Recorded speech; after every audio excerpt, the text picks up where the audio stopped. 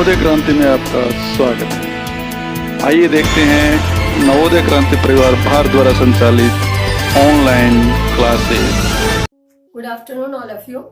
I am Sunita, lecturer Geography, Government Senior Secondary School, Murthalada, Sonepat. Welcome you in Navodaya क्रांति online session. तो friends, आज मैं आप सभी के सामने 11th क्लास का टॉपिक लेकर फिर से प्रेजेंट हूँ। टॉपिक है 11th क्लास का महाद्वीप और महासागरों का वितरण। महाद्वीप और महासागरों का वितरण कैसे हुआ, इस टॉपिक में जो हम पढ़ेंगे, महाद्वीप और महासागरों का वितरण कैसे हुआ, महाद्वीप क्यों बने, महासागर कैसे फैले, इतने लंबे अक्षेत्र में कैसे फैले, ये सब क्वेश्चंस जानने के लिए आज हम इसमें कई थ्योरीज का स्टडी करेंगे। जो महाद्वीपीय विस्थापन से संबंधित वैगनर की कॉन्टिनेंटल ड्रिफ्ट थ्योरी है, हैरिस की थ्योरी है, मैकेंजी और पार्कर की प्लेट विवर्तनिक सिद्धांत थ्योरी है। इनके बारे में आज हम स्टडी करेंगे, जो हमें बताएंगे कि क्या ये महाद्वीप और महासागर जो आज अलग अलग हैं, क्या ये कभी इकट्ठे थे या शुरू से ही ऐसे हैं, क्या ये आगे भी ऐसे हैं। तो इन सभी क्वेश्चंस का आंसर जानने के लिए आज हम स्टार्ट करते हैं टॉपिक महाद्वीप और महासागरों का वितरण। I hope you are ready for that. Okay, अच्छा, मैं आपसे एक क्वेश्चन पूछ रही हूँ कि आपको कभी न कभी क्लास में, जैसे बच्चे हैं तो क्लास में टीचर ने, किसी और ने, घर में, या हम पढ़ा रहे हैं तो किसी ने जरूर हमसे पूछा होगा कभी न कभी कि आप उनके भाई हो, आप उनकी बहन हो क्या। पूछा होगा ना कभी ऐसे। या कभी टीचर पढ़ा रहा है क्लास में, बच्चे पूछते हैं, किसी को और जानते हैं तो आप उनसे पढ़े हुए हो क्या, फलां टीचर से। तो ये चीजें क्या बताती हैं कि कभी न कभी हमारा उनसे कोई ना कोई कनेक्शन रहा है। ऑफनली हमारे माउथ से अगर किसी ने पूछा कि आप उनके सिस्टर हो तो ऑफनली निकल जाता है आपको कैसे पता, और फिर वो हमें कुछ न कुछ प्रूव देते हैं। तो ये सब क्या है कि जिस प्रकार पहले कहीं न कहीं ये बताते हैं कि ये आपस में एक थे और धीरे धीरे ये अलग हो गए, तो वही यहाँ पर जो महासागर और महाद्वीप आज हम देखते हैं कि पृथ्वी के कुल भाग पर अगर हम देखें तो 29% एरिया पर स्थलीय क्षेत्र है।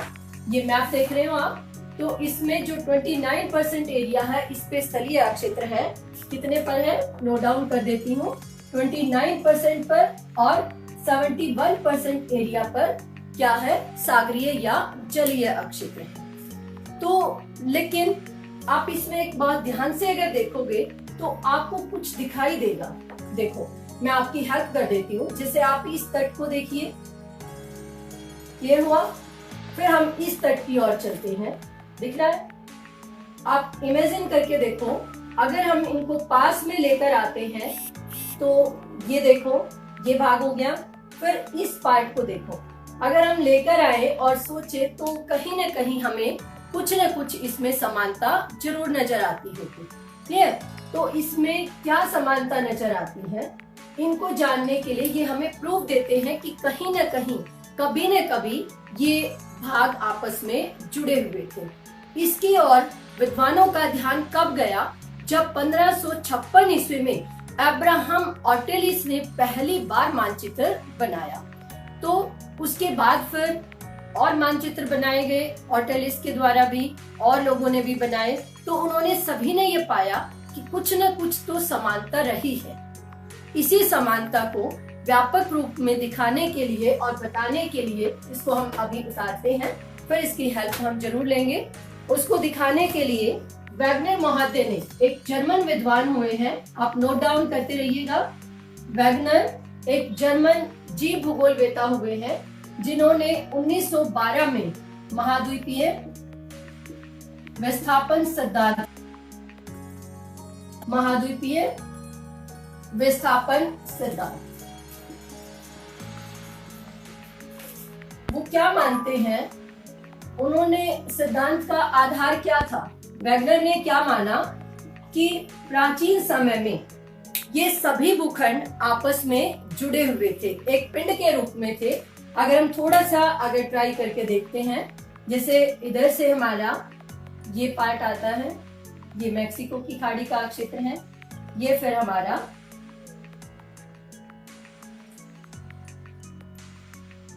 दक्षिणी अमेरिका का आ गया, ये अफ्रीका का पार्ट है। अगर इधर से हम देखें तो ये हमारा आगे की ओर कैलिफोर्निया का और ये अलास्का का पार्ट जाता है। ये पार्ट आपका इधर से अगर हम देखते हैं तो इन भागों को छोड़ के ये ऊपर का पार्ट है।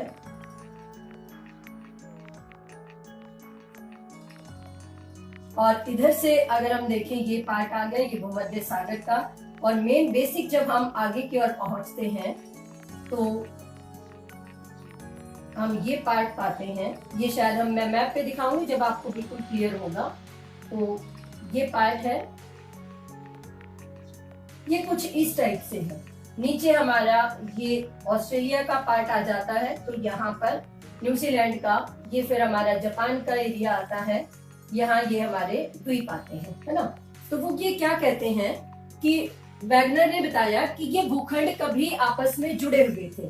किस रूप में आपस में जुड़े हुए थे कि अगर मैं इसको ऐसे ले आती हूं, ये पार्ट आ गया और इस भाग को इसके साथ लाते हैं और ये पार्ट है। फिर अगर हम इसको यहां लेकर आते हैं, ये आ गया और ये पार्ट, तो ये सारे इस रूप में जुड़े हुए थे। अब वैगनर महोदय ने क्या कहा कि जो ये सभी स्थलखंड आपस में जुड़े हुए थे, ये उन्होंने इसको नाम दिया पेंजिया। पेंजिया का मतलब स्थल का एक बहुत बड़ा भाग। इसके चारों ओर, इसके पेंजिया के चारों ओर एक विशाल सागर यानी जलीय भाग था जो इस पेंजिया के चारों ओर फैला हुआ था, जिसको उन्होंने नाम दिया पैंथालसा। Are you getting? जिसको उन्होंने पैंथालसा का नाम दिया।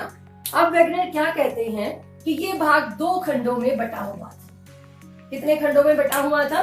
2 खंडों में, जिसको ऊपर वाले खंड को लॉरेंशिया कहा गया, तो जो नीचे वाला भाग था उसको गोंडवाना लैंड कहा गया। अब ऊपर वाले भाग में उत्तरी अमेरिका, यूरोप और एशिया का सम्मिलित भाग यूरेशिया था। इनके बीच में एक विस्तृत सागर लहराता था, भू अभिनति थी, जिसको क्या नाम दिया? टेथीस सागर। ठीक है।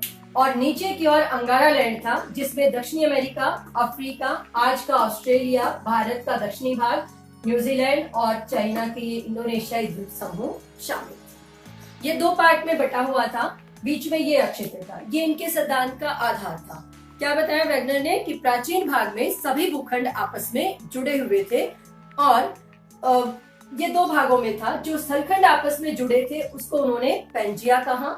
इनके चारों ओर विशाल जलीय क्षेत्र था, जिसको पैंथालसा कहा। ये 2 पार्ट में बटा हुआ था स्थलीय भाग, ऊपर वाला लॉरेंशिया और नीचे वाला गोंडवाना लैंड। बीच में एक सागर लहराता था, जिसको टेथीस सागर भू अभिनति कहते थे। अब वैगनर क्या कहते हैं कि इनमें भूगर्भिक प्रक्रियाओं के कारण लगभग 20 करोड़ वर्ष पूर्व, लगभग 20 करोड़ वर्ष पूर्व, कब? लगभग 20 करोड़ वर्ष पूर्व इनमें विस्थापन यानी एक दूसरे से इन्होंने अलग होना शुरू कर दिया। कैसे अलग होना शुरू किया, उन्होंने क्या बताया इसके लिए? तो अब फिर हम मैप की हेल्प लेते हैं, आप ध्यान से देखना। उन्होंने कुछ प्रमाण दिए, हम इसको यहां लेने की कोशिश करते हैं। उन्होंने क्या प्रमाण दिए?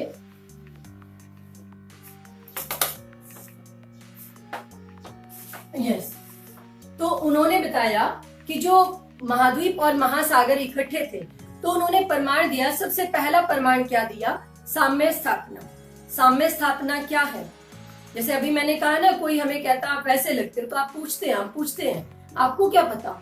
तो उन्होंने, उनसे भी लोगों ने पूछा कि आप कैसे कह सकते हो कि इतने बड़े स्तर पर ये विस्थापित हुए, एक दूसरे से अलग हुए? तो उन्होंने उसके संबंध में प्रमाण दिए। क्या प्रमाण दिए? पहला प्रमाण उन्होंने दिया कि जो ये अटलांटिक महासागर है, दिस इज अटलांटिक महासागर, ये पूरा, ये जो बीच का पार्ट है, इसके ये पश्चिमी तट और ये पूर्वी तट है, इनके बीच अद्भुत समानता है। अगर इस उत्तरी अमेरिका के इस उभार को अगर हम यूरोप के इस उभार के पास लेकर आते हैं, तो ये देखो, ये अंदर की ओर जा रहा है, ये बाहर की ओर। अगर पास लाए तो ये पूरी तरह फिट हो जाते हैं। वैसे ही दक्षिणी अमेरिका का ये उभार, ब्राजील का और अफ्रीका का ये गिनी की खाड़ी का उभार, ये भाग, अगर हम इनको एक दूसरे के पास लाएं, जैसे कि मैंने अभी मैप पर आपको दिखाया, अगर पास लाएं तो ये पूरी तरह फिट हो जाते हैं। अगर ऑस्ट्रेलिया को हम लेकर आते हैं तो ये देखिए, ये पार्ट दिख रहा है आपको, सेम वही पार्ट ऐसे है, तो ये पूरी तरह बंगाल की खाड़ी में फिट हो जाता है। इन्हीं भागों को हम लेकर आते हैं तो ये इन भागों में फिट हो जाते हैं। तो ये प्रूव करता है, इसको उन्होंने क्या कहा, साम्य स्थापना। क्या कहा, साम्य स्थापना। पहला परमाणु उन्होंने यही दिया। Is it clear? दूसरा परमाणु उन्होंने क्या दिया कि केवल इतना ही नहीं, बल्कि जो जलवायविक विशेषताएं हैं वो भी अलग अलग भागों में अलग अलग हैं। जो टेलाइट पाए जाते हैं, टेलाइट क्या होते हैं, हिमनदी के द्वारा ग्लेशियर भागों में लाए गए जो निक्षेप होता है उसको टेलाइट कहते हैं।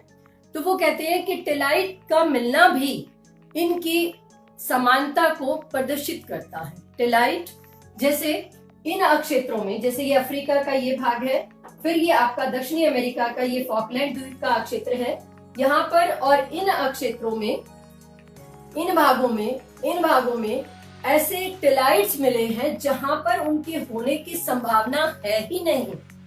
मतलब यहाँ हम हिमनदियों की बात ही नहीं कर सकते कि यहाँ कभी ग्लेशियर है ही नहीं, इतनी गर्म जलवायु है यहाँ तो। लेकिन यहाँ पर जो निक्षेप मिले हैं टेलाइट्स के, वो ये बताते हैं कि कभी हिमनदियां यानी ग्लेशियर्स रहे होंगे, इसीलिए इस प्रकार के निक्षेप यहाँ पर हैं। वैसे ही अनेक प्रकार के जीवाश्म जो फोसिल्स है, जैसे मेसासोरस है, ग्लेप्टोसोरस है, वो भी इन्हीं भागों में, नदीय क्षेत्रों में पाए जाते हैं। तो वो इन क्षेत्रों में पाए जाते हैं, इन भागों में पाए जाते हैं, जो क्या प्रूव करते हैं कि कभी, आज तो ऐसी परिस्थितियां नहीं है, इसका मतलब ये कहीं ना कहीं पहले आपस में जुड़े हुए थे। क्लियर? तो अब हमने क्या किया, हमने इसमें 3 पॉइंट किए। पहला पॉइंट प्रूव क्या किया हमने, साम्य स्थापना। दूसरा किया हमने टेलाइट, हिमानी निक्षेप, और तीसरा हमने किया जीवाश्मों का वितरण। अब अगला पॉइंट उन्होंने क्या दिया, क्या प्रमाण दिया, प्लेसर निक्षेप। प्लेसर निक्षेप होते हैं जो नदियां अवसादी चट्टानों का निर्माण करती हैं, जलोढ़ के निर्माण से, है ना। तो यहाँ पर जो ब्राजील का ये क्षेत्र है, ये स्पष्ट है कि आज भी यहाँ नदी है, तो इस भाग में प्लेसर निक्षेप है।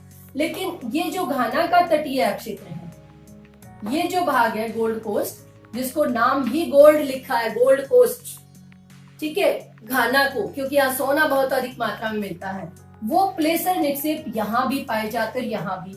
अगर हम देखें तो इसमें जो सागरीय क्षेत्र है, इसमें लगभग 51,000 किलोमीटर का अंतर है, फिर भी वो निक्षेप यहाँ पर सेम पाए जाते हैं, जो क्या प्रूव करते हैं, मतलब कहीं ना कहीं तो ये होता है ना कि ये आपस में जुड़े हुए थे, और जब ये एक दूसरे से अलग हुए तो वो शिराएं यहाँ भी उसी प्रकार की उत्पन्न हो गई।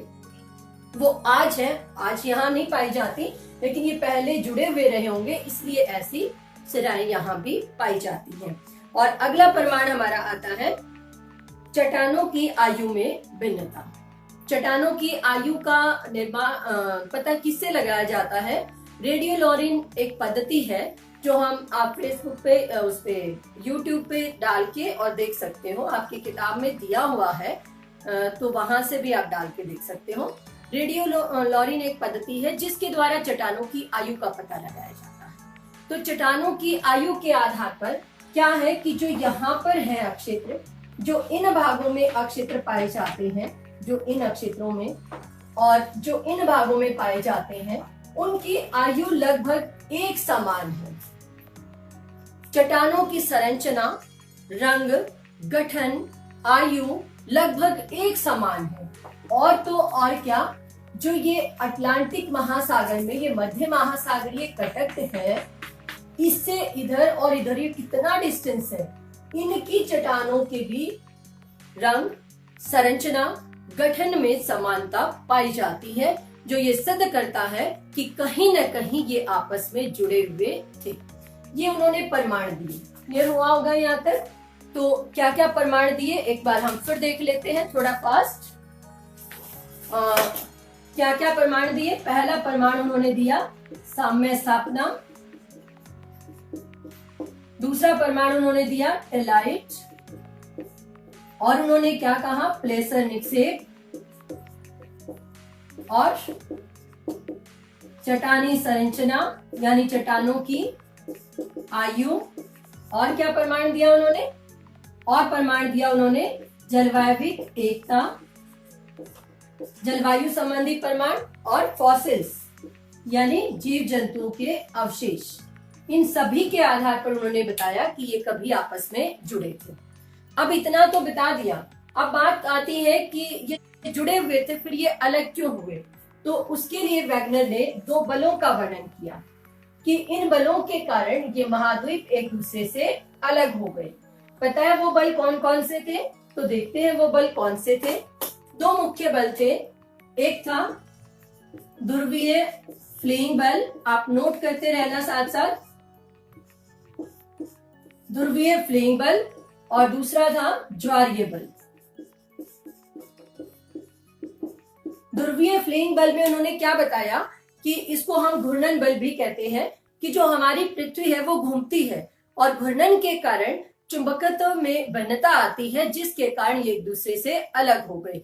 कि जैसे ये गुरुत्वाकर्षण बल जो होता है घूर्णन के कारण जो ध्रुव होते हैं, जैसे हम अगर पृथ्वी का जो देखें तो ये ध्रुवीय भाग है, ये चपटे हुए हैं, और अगर यहाँ पर देखें तो ये भाग में ब्लंस है, ये उभरा हुआ है बाहर की ओर। तो वो क्या कहते हैं कि यहाँ से जब पृथ्वी घूमती है, इन भागों से घूर्णन करती हुई चलती है, तो उसके कारण पश्चिम से पूर्व की ओर घूमती है ना, तो उसके कारण ये यहाँ से चुंबकत्व के कारण ये भाग इन भागों की ओर खिसक गए, इसीलिए ये भाग बाहर की ओर निकले हुए हैं और ये अंदर की ओर। कालांतर में इनमें बहुत अधिक विस्थापन हुआ, बहुत ये बल प्रभावी हुआ, जिसके कारण ये एक दूसरे से अलग हो गए। दूसरा बल इन्होंने बताया ज्वारीय बल, कि सूर्य और चंद्रमा के गुरुत्वाकर्षण के, सूर्य और चंद्रमा के प्रभाव के कारण समुद्रों में ज्वार भाटा उत्पन्न होता है। समुद्र का जल ऊपर आता है, नीचे आता है, जिसकी प्रक्रिया या जिसका प्रभाव तटीय अक्षेत्रों पर पड़ा और वो समुद्र में मगन हो गए, यानी जलीय अक्षेत्र था जो वो सलीय भागों की ओर घुसने लगा। जब जल सलीय भागों में जाने लगा तो सलीय संरचना में ढीलापन आ गया और वो आपस में एक दूसरे से टूटकर अलग होने लगे।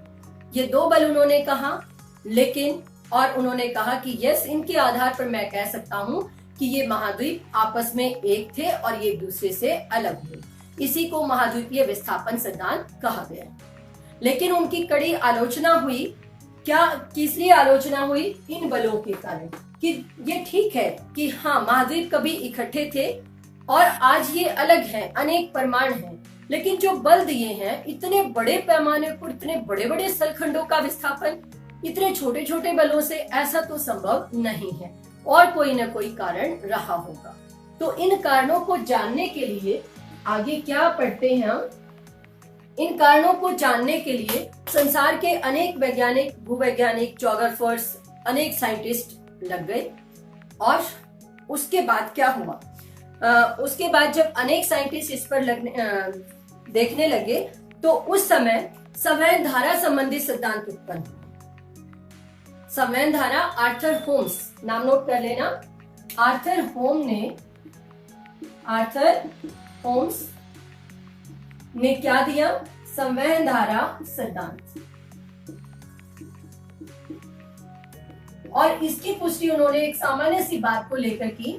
संवहन धारा सिद्धांत, जैसे आपके आसपास तालाब वगैरह सब होगा, अगर हम कोई पत्थर ले रहे हैं और तालाब में फेंकते हैं तो क्या होता है? सोचो जरा, खूब मारे होंगे ना पत्थर, तो एक बार सोच के देखो क्या होता है। पत्थर एकदम नीचे जाता है तो होती है। तो उसी प्रकार जब नीचे प्रेशर आता है तो ऊपर की ओर धाराएं उत्पन्न होती है, जिससे धरातल में कंपन होती है। तो उन्होंने इसको संवहन धारा सिद्धांत कहा। क्लियर हुआ? अब उसके बाद और इसको प्रूव करने के लिए आगे और भी अनेक प्रमाण दिए गए। तो उसमें अगला था महासागरीय तल का विस्तार। नेक्स्ट क्या आया?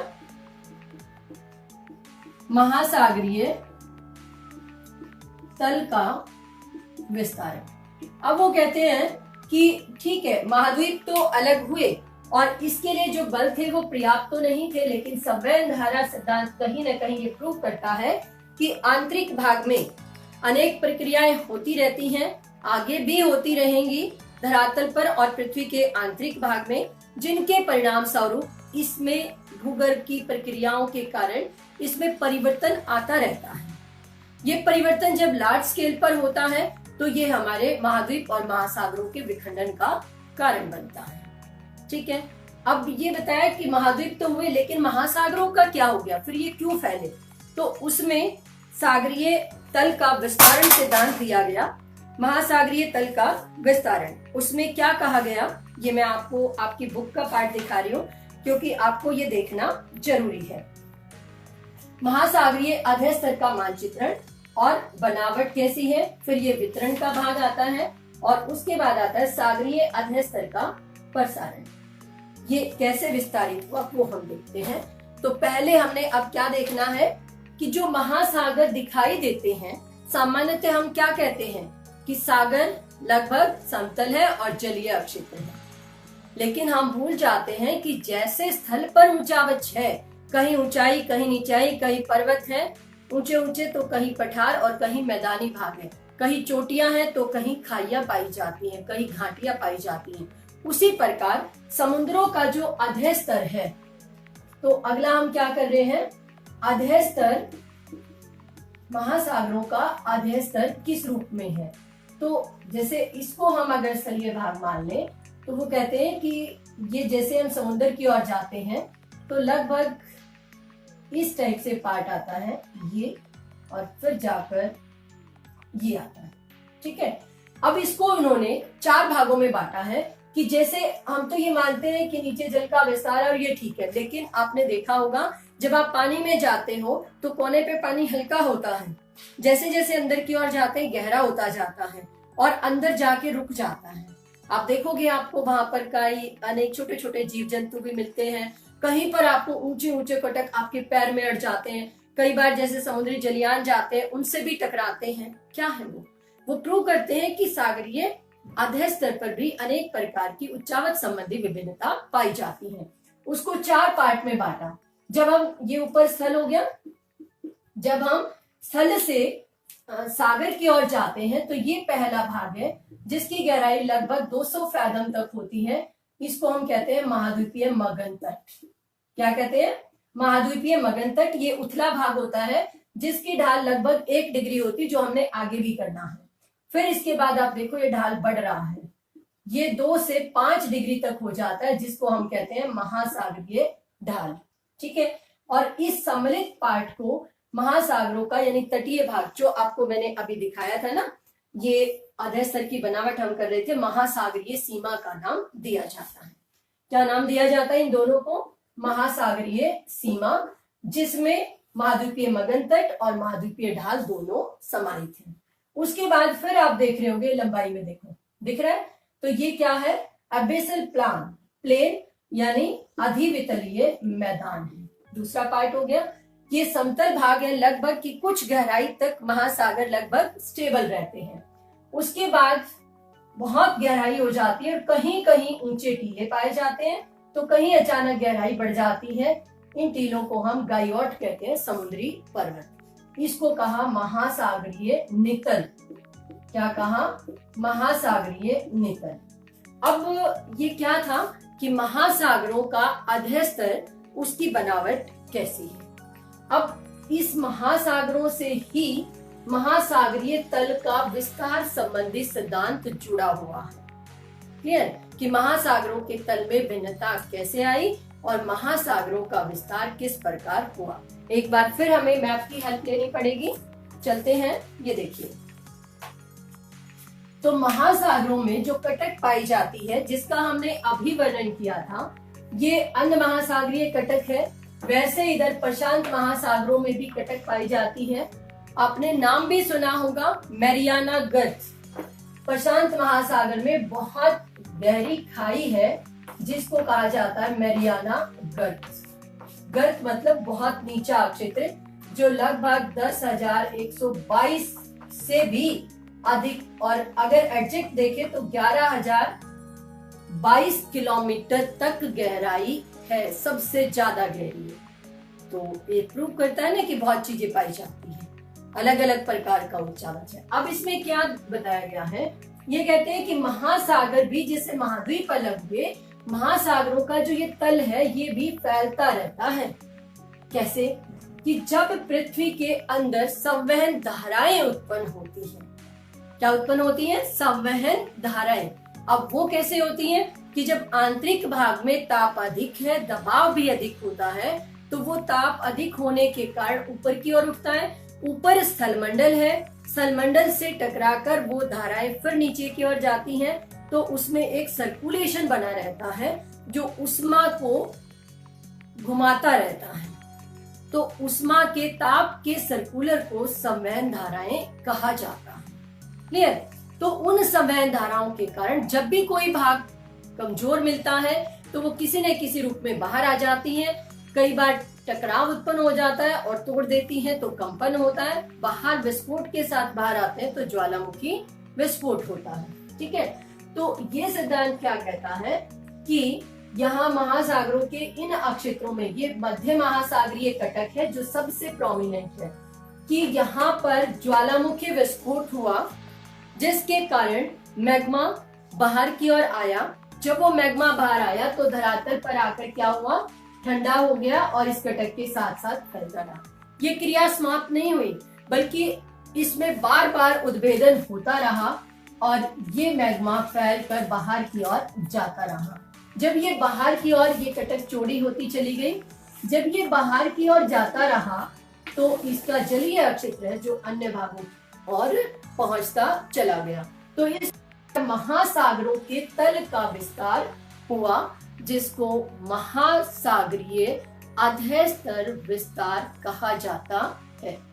क्लियर हुआ? यहाँ तक क्लियर है?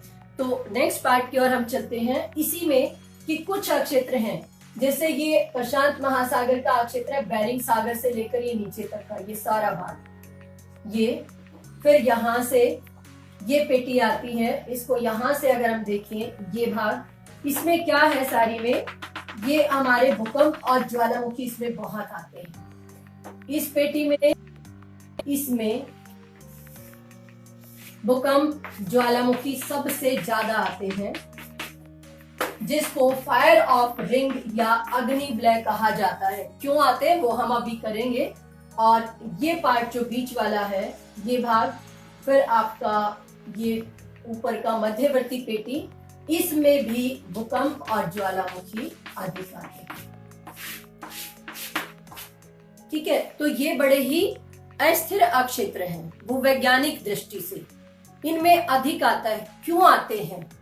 ये क्या बताते हैं कि यहाँ पर अनेक खंड आपस में मिल रहे हैं और मिलने वाला स्थान जो जुड़ाव बिंदु होता है वो कमजोर होता है, जिससे आंतरिक भाग से जब संवहन धाराएं उत्पन्न होती हैं तो वो अनेक रूपों में धरातल पर पहुंचती हैं। इसीलिए इन अक्षेत्रों में भूकंप और ज्वालामुखी अधिक आते हैं। क्लियर हुआ यहाँ तक? चलो अब हम मैप को उतार देते हैं।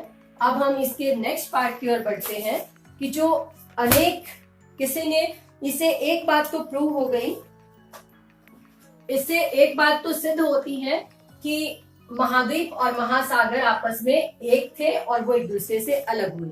ये सभी ने माना, सभी वैज्ञानिकों ने। और हाँ, ये भी सच्चाई है कि ये अभी एक दूसरे से अलग हो रहे हैं। आज जो स्थिति है ये पहले नहीं थी, जो आज वर्तमान में है भविष्य में ये स्थिति नहीं रहेगी, क्योंकि भूवैज्ञानिक प्रक्रियाएं होती रहती हैं और इसमें परिवर्तन आता रहता है। अब इसको सिद्ध करने के लिए जो आधुनिक सिद्धांत है वो है आपका प्लेट विवर्तनिक सिद्धांत। क्या है? नोट करना, प्लेट विवर्तनिक सिद्धांत। प्लेट विवर्तनिक सिद्धांत क्या कहता है कि जो हमारा भूखंड है, जो ऊपर का बृहत खंड है जिसको हम स्थल मंडल कहते हैं, इसमें जल और स्थल दोनों ही मिले हुए, जिसको हम लिथोस्फेयर कहते हैं। स्थल मंडल जलीय भाग भी है और सागरीय भी है। सागरीय क्षेत्र को हम महासागरीय भाग कहते हैं, महासागरीय प्लेट कहते हैं, और जो स्थलीय भाग है उसको हम स्थलखंड कहते हैं। अब विद्वान क्या कहते हैं कि जो हमारा ऊपर का स्थलखंड है, जो ये भाग है ऊपरी, यह है नीचे, हमने पृथ्वी की आंतरिक संरचना में किया था, दुर्बलता मंडल है, मेंटल एस्थेनोस्फेयर जिसको कहते हैं, ये उसके ऊपर तैर रहा है। ये दृढ़ भूखंड है, नीचे दुर्बलता मंडल है जिसपे संवहन धाराओं का प्रभाव होता है, तो ये इसके ऊपर गतिमान है, ठीक है, और ये अनेक भागों में बटा हुआ है। तो जो हमारा स्थलखंड जो अनेक जलीय स्थलीय अक्षेत्रों में बटा हुआ है, उसको हम कहते हैं प्लेट। क्या कहते हैं उसको? प्लेट। यानी स्थलखंड अनेक प्लेटों में बटा हुआ है, जिसमें 7 मुख्य प्लेट है। अब यूं कहोगे मैडम आज तो मैप ही सिखाऊंगी। यस, बिल्कुल, मैप के बिना कुछ है ही नहीं। तो आज हम मैप ही सीखेंगे और सिद्धांत भी इसके साथ करेंगे, तभी तो समझ आएगा। तो अब हम मैप पे देखते हैं। भूखंड अनेक प्लेटों में बटा हुआ है। जो जलीय क्षेत्र होता है उसको हम सागरीय प्लेट कहते हैं। जैसे प्रशांत महासागर का लगभग ये सारा अक्षेत्र सागर में है, तो प्रशांति प्लेट सागरीय प्लेट है। नीचे ये पार्ट है, ये जिसमें ये जलीय क्षेत्र भी आता है और ये स्थलीय भाग भी। ये दूसरी हमारी आ गई अंटार्कटिक प्लेट। पहली कौन सी आई? प्रशांति, ये भी इसी का भाग है। ध्यान दो, ग्लोब को जब मिलाते हैं तो इकट्ठा हो जाता है ना, फिर ये ऐसे आ जाता है, राइट। प्रशांति प्लेट सागरीय प्लेट है। अंटार्कटिक प्लेट हमारी स्थलीय और सागरीय, महाद्वीपीय और सागरीय दोनों प्रकार की प्लेट है। फिर आपकी ये आती है उत्तरी अमेरिकी प्लेट। नाम नोट करते रहना। थर्ड कौन सी है? उत्तरी अमेरिकी, जिसमें आपका ये अटलांटिक महासागर का क्षेत्र भी है। फोर्थ आपकी है दक्षिणी अमेरिकी प्लेट, ठीक है। उसके बाद यूरोप और एशिया, ये लगभग इसमें आ गया ना। यूरोप और एशिया का ये जो सम्मिलित पार्ट है, इसको हम कहते हैं कौन सा? 5वां आ गया यूरेशियाई प्लेट। नीचे का जो ये भाग है, जिसमें ये क्षेत्र है, नीचे दक्षिणी भाग प्रशांत अंध महासागर का आ गया। ये आपकी आ गई अफ्रीकी प्लेट छठी।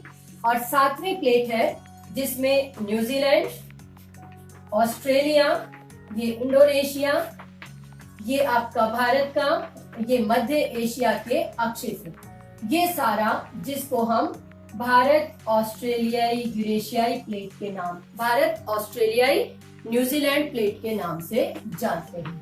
तो कितनी महान प्लेटें हुई? 7। संपूर्ण भूखंड 7 महान प्लेटों में बटा हुआ है। अब विद्वान कहते हैं, ये प्लेट विवर्तनिक सिद्धांत कहता है कि संवहन धाराओं के कारण क्या बल है जो इनमें गति देता है। ये प्लेटें मूव करती रहती हैं, इनके मूव करने की गति अलग अलग है। जो ऊपर सबसे ऊपर ये इसमें यूरेशियाई इस प्लेट में आती है, इस भाग की गति सबसे कम है, जो केवल 2.5 सेंटीमीटर पर ईयर, नोट करना, 2.5 सेंटीमीटर पर ईयर खिसक रही है, सरकती है। एक साल में 2.5, बहुत धीरे धीरे। लेकिन दक्षिणी प्रशांत महासागर और इसके चिली के तट के साथ वाला ये जो भाग है, ये विशेषकर ये क्षेत्र, यह प्लेट छोटी छोटी अनेक प्लेटें हैं। नजका प्लेट है, ये अरेबियन प्लेट है, तो ये बहुत तेजी से लगभग 5 सेंटीमीटर पर ईयर की गति से ये खिसक रही है। तो प्लेटों के खिसकने की, गति करने की दर अलग अलग भागों में अलग अलग है, जो संवहन धाराओं पर निर्भर करती है। Is it clear up to here? If any problem, then please note down in comment box. Write down, I will find out. Right? Okay. प्लेटें क्लियर हुई। अब इन प्लेटों में गति होती है। अब वो गति कितने प्रकार की होती है? वो 3 प्रकार की। इसको बता दूं अब मैं, आपको क्लियर हो गया होगा। तो इनमें 3 प्रकार की गतियां होती हैं। कौन कौन सी? देखो, एक गति होती है, इसका बल हमने पढ़ा कौन सा था? बल में संवहन धाराएं। कौन सा था? किसके कारण प्लेटों में गति होती है? संवहन धाराओं के कारण होती है। और संवहन धाराओं के कारण गति होती है। कितनी मुख्य प्लेट थी? 7 मुख्य प्लेट है, यानी स्थलखंड, मुख्यतः जो 7 मुख्य प्लेटों में बटा है, जो कैसी हो सकती हैं? वह महासागरीय हो सकती हैं, वे खाली महाद्वीपीय हो सकती हैं, वह महासागरीय व महाद्वीपीय हो सकती हैं, वह महाद्वीपीय और महाद्वीपीय हो सकती हैं। क्लियर हुआ? यानी जलीय और स्थलीय दोनों भी हो सकती हैं, स्थलीय भी हो सकती है। मैंने आपको बताया कौन कौन सी with example, so you are to find out. अब नेक्स्ट है कि अनेक छोटी छोटी भी प्लेटें हैं और प्लेटों में हमेशा गति होती रहती है, जो गति की दर क्या है? भिन्न भिन्न है। सबसे कम आर्कटिक प्लेट की गति की दर है जो 2.5 सेंटीमीटर पर ईयर के हिसाब से है।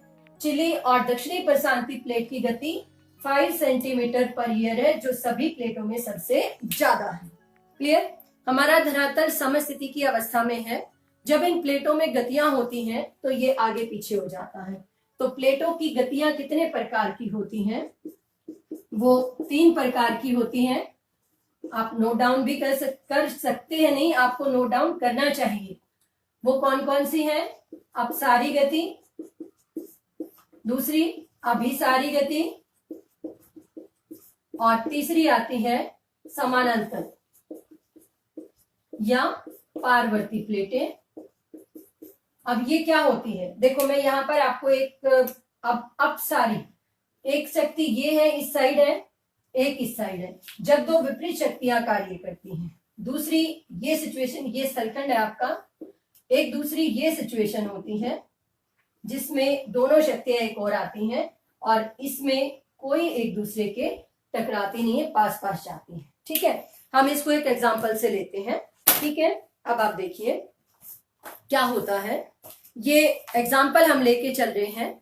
ये हमारे पास 2 प्लेट हैं। फॉर एग्जांपल ये 2 प्लेटें हैं। जब ये प्लेटें एक ही और की शक्तियां, जब विपरीत शक्तियां कार्य करती, इधर से ये दबाव डाल रही है, इधर से ये, तो क्या हो रहा है? ये एक दूसरे के नजदीक आ रही है। जब ये एक दूसरे के नजदीक आती हैं तो एक दूसरे से टकराती हैं, जिसके कारण धरातल पर कंपन होता है और भूकंप आते हैं, है ना। ऊपर आती हैं तो धरातल का कुछ भाग ऊपर उठ गया, कुछ नीचे, जिससे पर्वतों का निर्माण भी होता है। और जब क्या होता है, ये जो हल्की प्लेट होती है वो ऊपर और भारी प्लेट इसके नीचे धस जाती है इस टाइप से। ठीक है, जिससे इसमें सबडक्शन जोन का यानी अधिविष्ट अक्षेत्र का निर्माण होता है, जिसमें अक्षेत्र सबमर्ज हो जाते हैं, अधिक विनाश होता है और ये टकराते हैं तो इससे विनाश अधिक होता है। तो इन किनारों को हम क्या कहते हैं? विनाशक किनारे भी कहते हैं। क्लियर हुआ? अब दूसरा एक और एग्जांपल हम लेते हैं, ये शायद आपको क्लियर कर देगा। ये देखिए, ये कोई स्थलखंड है, तो ये कौन सी गति थी हमारी? अभिसारी गति। दोनों एक और से काम कर रही थी, है ना। दोनों शक्तियां एक और से काम कर रही थी। विपरीत शक्तियां ये इधर से आ रही है, ये इधर से एक और आ रही है, तो ये इसमें दबाव डालती है, जिसके कारण ये टकराती, ये अभिसारी हो गई एक ही और। ये क्या? विपरीत शक्तियां, ये इधर खींच रही है, ये इधर। अब ये देखो, ये कोई स्थलखंड है, ये इधर से शक्ति इसको इधर खींच रही है, तो ये क्या हुआ? ऐसे फैल गई, बढ़ गया। अब दूसरी शक्ति इधर की और अपनी ओर खींच रही है, तो ये हो गया। अब ये ज्यादा खिंचाव होता है तो ये देखो, ये खिंच जाती है। कितनी खिंचेगी? खिंच गई। उसके बाद धरातल में क्या होता है? दरार पड़ जाती है। ये यहां से फट जाती है, मान लो चुन्नी, तो धरातल में क्या पड़ गया? दरार पड़ जाती है। उसके कारण रचनात्मक अक्षेत्र विकसित होते हैं। रचनात्मक यानी रचनाएं होती हैं, पर्वत पठार आदि बन जाते हैं। क्लियर? और तीसरा आता है समानांतर या पारवर्ती, जिसमें कोई भी प्लेट एक दूसरे से ना तो टकराती है और ना ही एक दूसरे से दूर जाती है, बल्कि ऐसे एक दूसरे के समानांतर चलती है। जब ये आपस में समानांतर चलती रहती हैं और ऐसी सिचुएशन पर पहुंच जाती हैं कि एक दूसरे से टकरानी शुरू हो जाती हैं, तो कंपन उत्पन्न होता है और समय स्थिति की जो अवस्था है वो खत्म हो जाती है। क्लियर हुआ? तो 3 गतियां थी ना, तो इसके कारण प्लेटों की गति होती है। इन गतियों के कारण अलग अलग अक्षेत्र उत्पन्न होते हैं। क्लियर हुआ? तो ये मानते हैं जेम्स, हैरी, हेस और मैकेंजी। ये आपकी बुक में भी क्लियर दिया हुआ है, आप इसको नोट भी कर सकते हो। 1967 में हैरी, हेस और मैकेंजी ने, कब? 1967, हैरी, हेस, पार्कर और मैकेंजी ने प्लेट विवर्तनिक सिद्धांत दिया, जिसमें संवहन धाराओं को बताया, अनेक प्रकार की प्लेटें, और कहा कि प्लेटों में गति के लिए संवहन धाराएं उत्तरदायी हैं। वो 3 प्रकार की गति होती है, वो पास आती है तो वो एक दूसरे से टकराती है, विनाश होता है, सबडक्शन नक्षत्र विकसित होते हैं, विपरीत शक्तियां कार्य करती है तो दूर जाती है, जिससे तनाव और दरारें पड़ जाती है, और जब बराबर में जाती है, पैरेलल रहती है, तो कोई विशेष परिवर्तन नहीं आता, लेकिन समय स्थिति भंग होती है तो जरा सा भी विस्फोट होने के कारण या तो ज्वालामुखी विस्फोट होता है या कोई टकराव होता है, जिससे अनेक प्रकार की धरातल पर परिघटनाएं होती है। क्लियर हुआ? तो वो कहते हैं कि इन प्लेटों के टकराव के कारण, जैसे एग्जाम्पल दिया है उन्होंने और ये सिद्ध भी किया है, हम सभी को पता है। हम अपना ही एक एग्जाम्पल लेकर देखते हैं कि हिमालय का निर्माण कैसे हुआ। हिमालय के निर्माण के लिए किस चीज को उत्तरदायी माना जाता है कि जो ये भारत, ऑस्ट्रेलियाई और ये भारतीय प्लेट थी, जब ये ऊपर की ओर खिसकी, ये ऊपर की ओर गई, इसमें गति हुई तो ये प्लेट ऊपर की ओर गई, ऊपर से यूरेशियाई प्लेट में खिसकाव उत्पन्न हुआ, तो उससे क्या हुआ, जो तैथित सागर में अवसाद थे यहाँ पर, उसमें जब ऊपर से जोर पड़ा तो वो क्या हुआ, नीचे की ओर हो गया, जब ऊपर से दबाव पड़ा तो वो नीचे, और जब नीचे से दबाव पड़ा तो वो ऊपर, इस टाइप से इसमें मोड़ पड़ गए और हिमालय का निर्माण हुआ। क्लियर? तो यही कहते हैं कि ये आज भी ऊपर उठ रहे हैं और आगामी समय में भी ऊपर उठते रहेंगे, जो जीव अवशेष, हिमनदीय अवशेष, करेवा राशि आदि से हमें पता चलता है।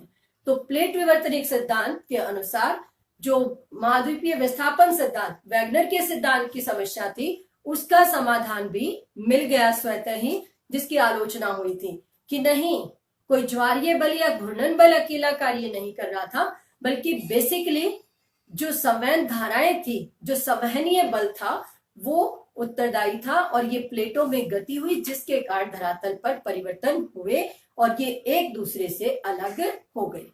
फिर महाद्वीपीय अधः स्तर का विस्तार सिद्धांत था कि महासागर इसलिए और जलीय अक्षेत्रों ने गति की, तो इसलिए ये उत्पन्न हुए। क्लियर हुआ होगा?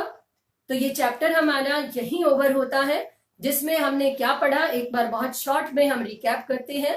पहले हमने पढ़ा महाद्वीपीय विस्थापन सिद्धांत, जो किसने दिया, वैगनर ने। उसने अनेक प्रमाण दिए थे, साम्य स्थापना, टेलाइट का, जीव अवशेषों का, जलवायविक विभिन्नता का दिया, फिर हिमनदीय निक्षेपण, प्लेसर निक्षेप का दिया, पुरा चुंबकीय, पुरा जलवायविक एकता दी, परंतु 2 बल माने, ध्रुवीय बल, पोलर फ्लेइंग बल, और दूसरा ज्वारीय बल, जो इस सिद्धांत को सफल करने में कहीं ना कहीं डाउटफुल रहे, परंतु ये निश्चित हो गया कि महाद्वीप, महासागर जुड़े हुए थे, जो एक दूसरे से अलग हुए। ये था। दूसरा आ गया आपका आर्थर होम्स का संवहन धारा सिद्धांत, यानी जब कोई दबाव होता है, जैसे हम पत्थर मारते हैं तो उसमें धाराएं उत्पन्न होती हैं और वो बाहर की ओर जाता है। जब फिर से वो पत्थर नीचे की ओर चला गया तो जल पुनः अपना स्थान ले लेता है। फिर कोई दबाव आता है तो वो फिर धाराएं उठती हैं, फिर वो अपना स्थान, तो इस प्रकार संवहन धाराएं उत्पन्न होती हैं। फिर हमने पढ़ा सी फ्लोर स्प्रेडिंग, अधः स्तर का विस्तार। उससे पहले हमने पढ़ा कि समुद्र का भी उच्चावच होता है सागरीय भागों का, जिसमें 4 मुख्य पार्ट थे, महाद्वीपीय मगन तट, ढाल, गंभीर सागरीय मैदान और अधिवितलीय मैदान। क्लियर? अब उसके बाद कि ये विस्थापित होते हैं कैसे, ज्वालामुखी विस्फोट या आंतरिक भाग से संवहन धाराओं के कारण ऊर्जा निर्मुक्ति के कारण। तो इसलिए महाद्वीपीय मगन तट, गंभीर सागरीय मैदान इन्हीं के प्रबल उदाहरण हैं। उसके बाद सबसे इंपॉर्टेंट आया मैकेंजी पार्कर का कौन सा दिया हुआ है भाई, कौन सा, प्लेट विवर्तनिक सिद्धांत, जो ये कहता है कि पूरा सलखंड अनेक दृढ़ भूखंडों में प्लेटों में बटा हुआ है। नाम क्या थे उन प्लेटों में? 3 प्रकार की गतियां होती हैं। गतियां क्यों होती हैं? संवहन धाराओं के कारण होती हैं, जिससे धरातल में विभंजन आ जाते हैं, टुटाव आ जाते हैं और अनेक प्रकार की क्रियाएं होती हैं। अतः स्पष्ट होता है कि महाद्वीप और महासागर जो पहले थे वो आज नहीं है, जो आज है वो आगे नहीं रहेंगे, क्योंकि भूगर्भिक प्रक्रियाओं के कारण इनमें परिवर्तन आता रहता है। I hope you understand the chapter. This is the complete chapter और आपको समझ आया होगा। Okay, Thank you.